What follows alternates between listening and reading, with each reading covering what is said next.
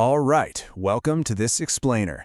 Today we're unpacking a truly fascinating and honestly kind of urgent topic based on some incredibly eye-opening source material.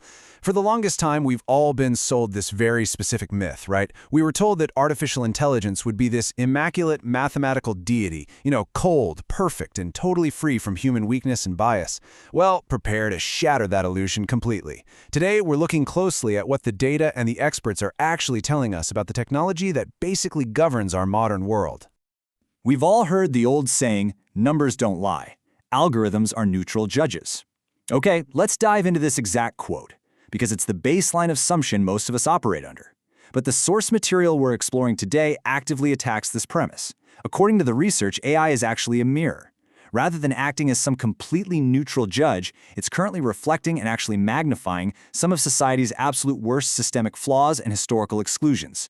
The source defines this phenomenon with a really striking term: crystal biases. So what are they? They're invisible, sharp algorithmic prejudices that reflect and magnify systemic societal exclusions. And the absolutely crucial point the source makes here is that they ruin lives quietly.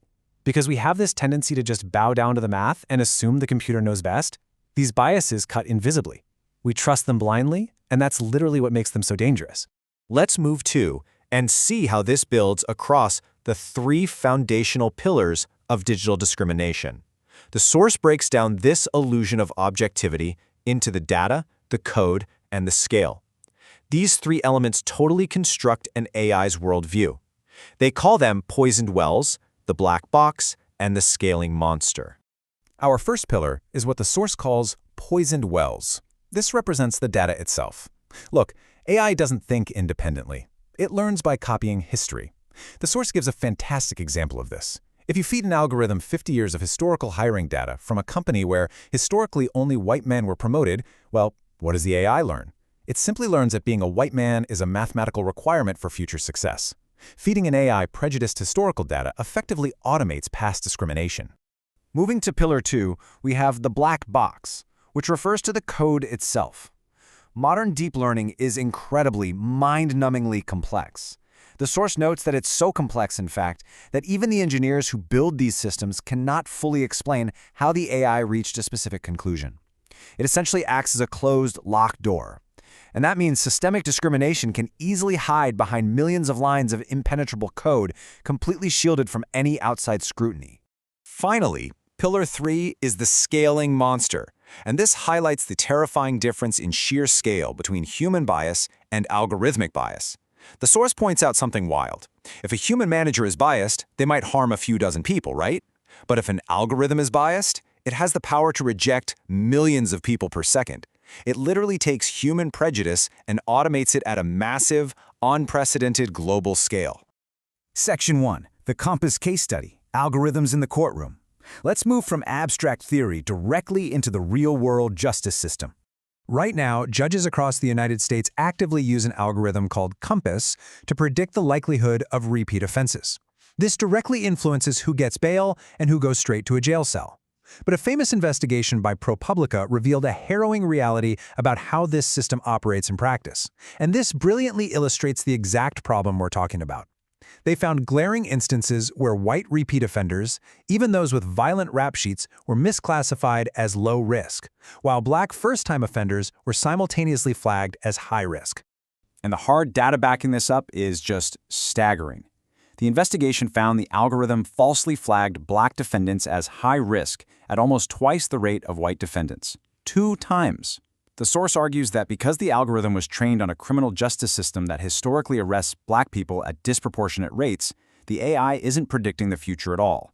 Actually, scratch that. It's worse. It's simply putting the past on an automated loop. Section 2. Subtle Aesthetic Cruelty, the Impact of Beauty Filters. Now, let's pivot away from the courtroom to something many of us experience every single day on social media. According to the source's findings, almost all of those everyday beauty filters alter faces toward a highly specific Eurocentric standard of beauty. We're talking narrowing noses and lightening skin. The material argues this creates a massive psychological crisis for young users. Furthermore, the source reports that facial recognition tech often fails entirely on darker skin tones. Why? Because the predominantly white and male developers test the software on themselves. The source argues that if the machine literally cannot see you, it sends a deeply cruel psychological message about your worth. Section 3. The business of prejudice, profit versus ethics. So why exactly are these biases allowed to persist? Well, there is a rather stark contrast between public relations and corporate reality. When tech companies claim these biases are just unforeseen bugs, the source argues they aren't telling the whole truth. Now, what's really interesting about this slide is the claim that AI bias is often a deliberate corporate choice. It's driven by that famous Silicon Valley mantra to move fast and break things. It's a calculated decision prioritizing speed and profit over the incredibly time-consuming process of building genuinely ethical technology. If we just follow the money, we see that corporate profits, driven by user engagement, vastly overshadow the tiny budgets allocated for AI safety and ethics. The source explains that prejudice and division are highly profitable simply because algorithms are designed to maximize engagement. Think about it. If outrage keeps you scrolling, the algorithm will gladly feed you outrage. True ethics and clean data, it seems, are viewed as far too expensive to justify on those quarterly profit reports. The source highlights several alarming industry trends to back this up. For instance, entire AI ethics boards have been fired at major companies.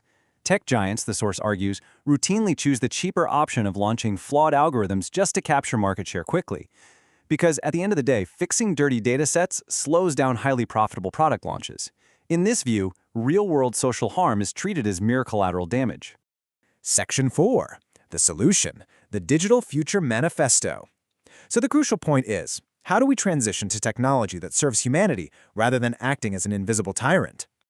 The source doesn't just outline the problem, it actually provides a manifesto with 3 very specific demands to reform the tech landscape.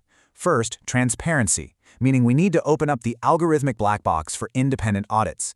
Second, representation, ensuring diverse development teams, because non-diverse teams inherently create blind spots that lead to unfair tech. And third, accountability, demanding actual legal and financial liability for corporations when their algorithms cause real-world harm. No more hiding behind the machine. To conclude our explainer today, the source leaves us with a highly provocative question to reflect on regarding our own digital footprints. Has an algorithm ever treated you unfairly, shadow-banned your voice, or boxed you into a stereotype? The material we've covered today suggests that demanding accountability and understanding these crystal biases is the very first critical step toward a fairer digital future. Thanks so much for joining me on this deep dive, and keep questioning the algorithms that shape our world.